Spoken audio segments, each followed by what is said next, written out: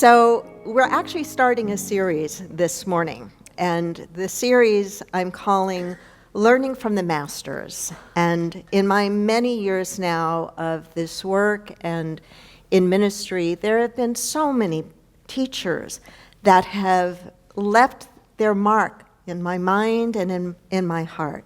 And certainly we're going to be starting and talking with the one that I think is my master teacher, and that is Jesus. But we're going to be looking at other teachers as well. We'll be looking at the wisdom of consciousness of teachers like the Buddha, Mahatma Gandhi, and many others. And yet when I say that I want to start with Jesus, and I do, I always stumble with that. And I stumble with that even more now because I believe or I feel like he's been hijacked. That it is a loaded question to be asked, are you Christian? Especially now. That the way that Christianity, I think, has been hijacked is of great disservice to what Jesus stood for and what he taught and how his message, his principles, his difficult to do teachings are so needed now more than ever before. And yet I think that they have really, really been distorted in a way that is alarming and concerning. It was my dear friend Jimmer Bolden who years ago introduced me to one of my still favorite quotes about Jesus. And it's a quote from the comedian John Fugelsang. And the quote is this: "I have come to view Jesus much the way I view Elvis. I love the guy, but some of his fan clubs really terrify me." Isn't that, how many of you relate to that, right? I love the guy, but some of his fan clubs really terrify me. And I think what John Fugelsang is trying to say there is the admiration for Jesus, the teacher of consciousness, while at the same time expressing genuine concern about how some have taken his teachings and twisted them, or even worse, in some ways completely ignored him. If you really read the Gospels and the words attributed to him, you will find somebody who was very, very, very, very, very woke. He was a revolutionary. He was radical in what he stood for and what he taught. And he did it non-resistantly. He did it with firmness, but with kindness.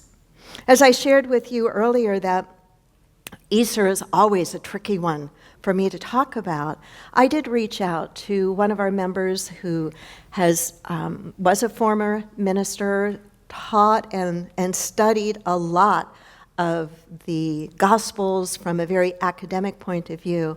And I said to him, how would you approach Easter? And so we talked a little bit, and then he shared with me, and I would love to use his name, but I didn't ask permission, so I'm not going to. He sent me something just yesterday to share with you about Easter that I was really moved by. He said, Easter is not something that happened. It is something that keeps happening. Love doesn't stay buried. Love doesn't stay buried. Though often buried in cruelty, it returns again in compassion. Though often buried in silence, it returns again when truth is spoken. Though often buried through segregation and racism, it is resurrected through understanding and acceptance. Resurrection is what we are all capable of when we choose love over hate. Jesus' teachings are teachings of a resurrected thought, if you will, a resurrected way of looking at things. In Unity, we see Easter differently. We do not take Easter literally. We do take it metaphorically. We would be more akin to progressive scholars, progressive theologians like the late Bishop John Shelby Spong, who said that resurrection isn't the resuscitation of a body, it's the awakening of consciousness. It is not the resuscitation of a body, but the awakening of consciousness. And if you think about it, the work that we do spiritually, our inner work to awaken consciousness, that's no small feat. Have you noticed? That's probably why we, connect, besides his amazing voice and powerful singing, why we connect. You can clap again for that. Why we were so moved by the song that Jimmer sang, because we recognize that we have a call to stay awake, to wake up and to stay awake. And that requires a tremendous amount of discipline on our parts. Bishop Spong said, Jesus did not come to make us religious, he came to make us fully human. In the deepest, most beautiful, most true part of what it means to be human, to be loving, to be kind, to be thoughtful, to look at others with compassion, to not be afraid to speak truth to power, to do what is right because it is the right thing to do. If we look at Jesus through that lens, through the lens of someone who was a teacher of consciousness, then we can look at the entire arc of the Easter story and see ourselves in the various parts of it. There's not one of us in this room or online that has not experienced at least some form of betrayal and the pain and anguish of that.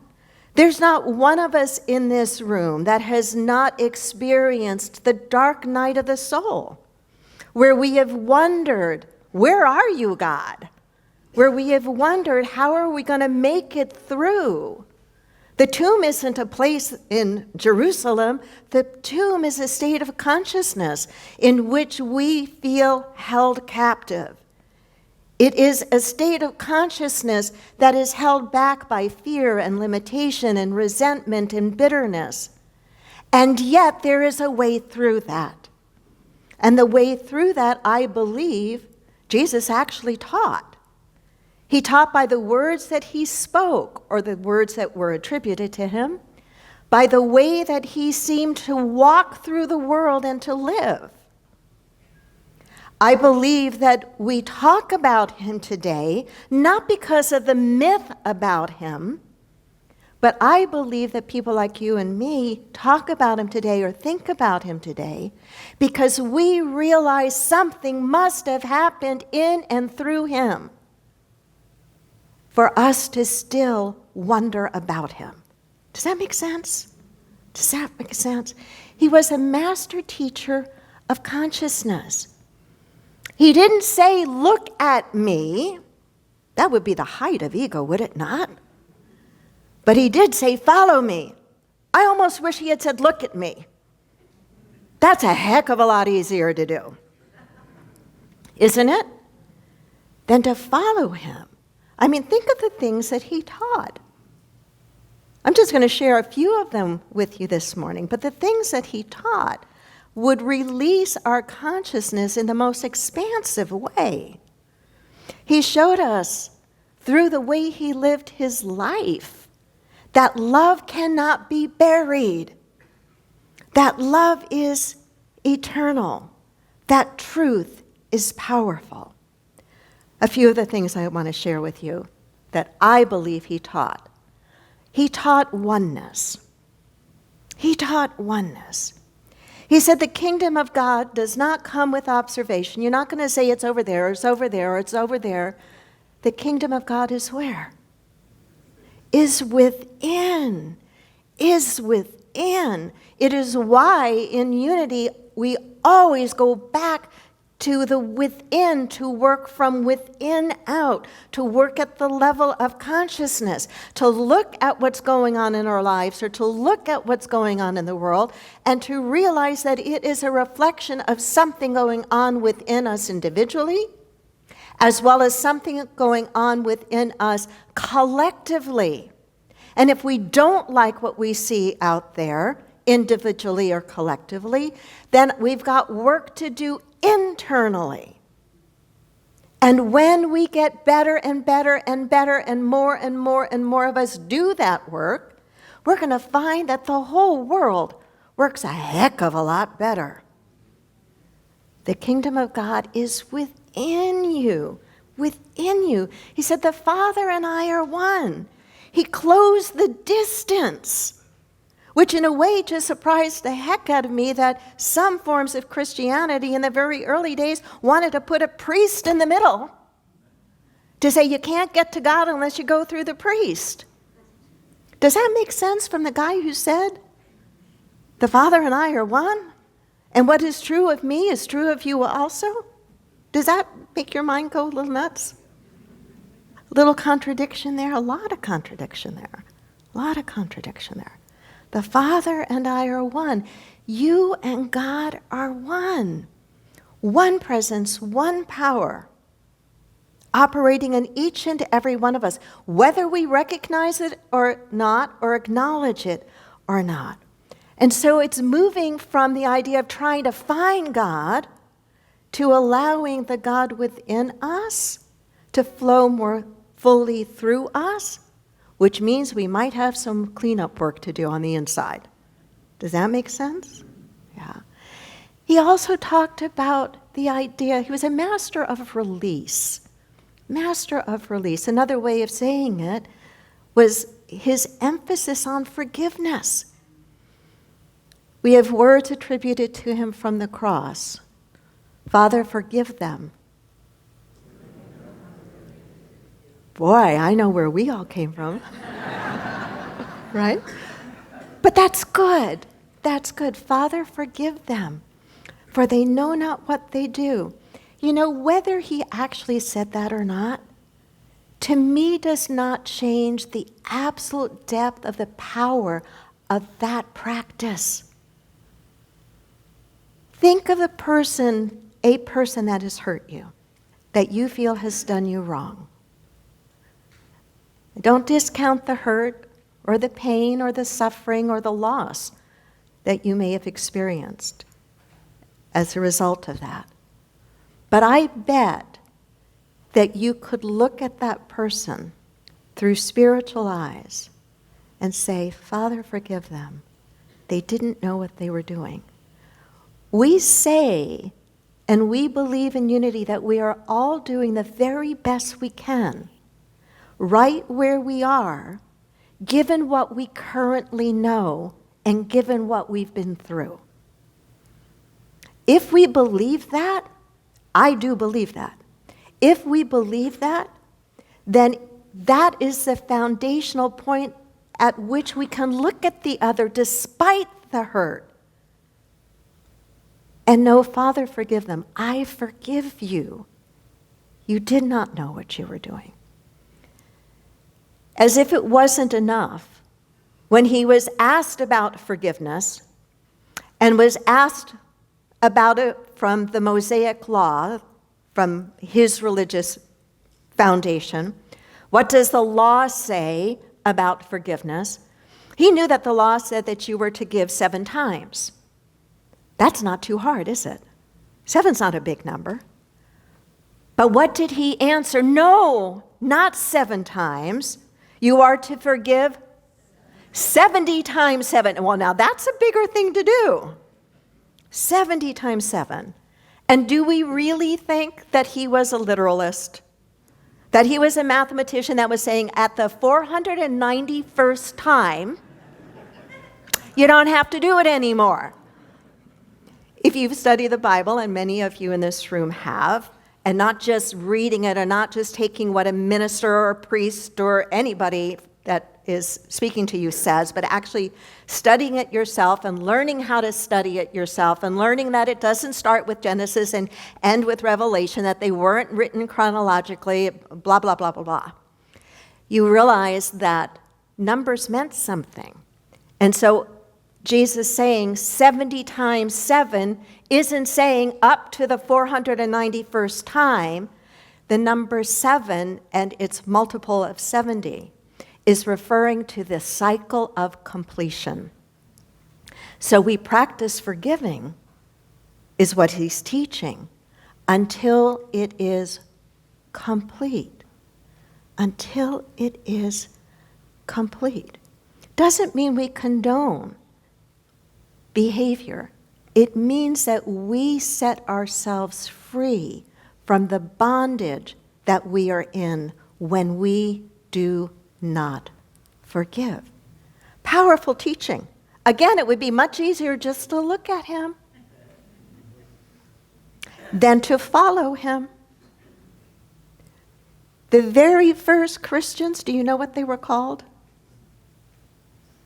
Some of you are whispering it. Followers of the way. That indicates movement, does it not? Christian is a noun. It's just like the difference between looking at love as a noun or a verb. Love as a verb means I'm doing something, I'm embodying something, I'm motivated by something, I'm acting in a certain way. Love as a noun usually refers to, am I getting what I want? Christian as a noun suggests to me something very different than followers of the way. What way? The way that we believe he spoke about caring for the sick, about taking care of the marginalized, not criminalizing them, forgiving, serving, acting with humility, following. And the last that I would emphasize is, as a teacher of consciousness, and I believe that's what Jesus was, whether he intended to be or not, as a teacher of consciousness, I believe he emphasized perception. Not that you find that word in any of the Gospels, I don't think you do, but he taught, I believe, perception, the way to look at things. The longer I've been in ministry, the more I've come to really appreciate the power and the significance of perception as a spiritual practice. Perception is the way we choose to look at things. And what we know in our teaching is the way we look at things absolutely matters, even more than what happens to us. It is why two people can have the exact same thing happen, but have a completely different way of holding it and being with it. Jesus said, I came that you should have life and have it abundantly. That's beautiful, isn't it? Do you think he was talking about the accumulation of stuff? I don't think he was. I don't think he was. I came that you should have life and have it abundantly. That's an inner experience. It's an experience of love and joy and physical well-being and meaningful work and supportive relationships. I came that you should have life and have it abundantly. I'm showing, I'm teaching that you should have a different kind of life. He lived in a time of the Roman Empire, the Roman occupation. He lived in a time of extreme poverty, extreme sense of lack. And yet we have stories about him in which he didn't see the lack, he saw the potential or the abundance. When a crowd had gathered to listen to him, there was murmuring after a few days, the Gospels say. And his disciples said, the people are murmuring. In other words, they were complaining. They're hungry. Send them away. Isn't that the way the human part, just try to send the problem away. Just make it go away. Don't deal with it. Just try to make it go away. And Jesus said, no. What do we have to feed them? And we're told that a little boy came forward and brought a few loaves and a few fish. And do you remember what Jesus did with those before he gave them to feed the hungry crowd? He blessed them and gave thanks for them. That's perception. That's the ability to say, I'm going to do the best I can with what I have and be grateful for what I have. And I don't know about you, but that's a pretty powerful way to live. And then when we do, the whatever we've got absolutely positively does go further. And or other doors open for prosperity or abundance or whatever it is that we have need of. And so he was a great teacher of consciousness, a great teacher of perception, of forgiveness, of remembering that you and Spirit, you and God are one. Not because you're in unity, not because you might say you're Christian or not Christian, because that's the essence of who and what you are. One of our foundational principles in unity is that we are born in original blessing. That the God that was in Jesus, in the Buddha, in any teacher, it's in every single one of us. We don't always remember it. We don't always act from it, but it doesn't change the truth of what we are at our core. And so as we think about Easter, as we think about Jesus, what is it that you are called to do and be? What is it? Let me ask it differently. You came today, you tuned in today. If you've been here before, I know that you were looking, I assume, dangerous thing to do, that you were anticipating beautiful music, and I think you've received that. I believe you were hoping for a message of inspiration, and I hope you're receiving that. But what was the deepest part of why you came today? Just think about that for a moment. Because that may be a kernel of truth for you in terms of your relationship with this master teacher. Because obviously you made the time to be here. And you didn't have to. People don't come to unity out of guilt and obligation. We come because we want to. And so whatever it is that's going on in your life that brought you here today, look at it through the lens of the Easter story.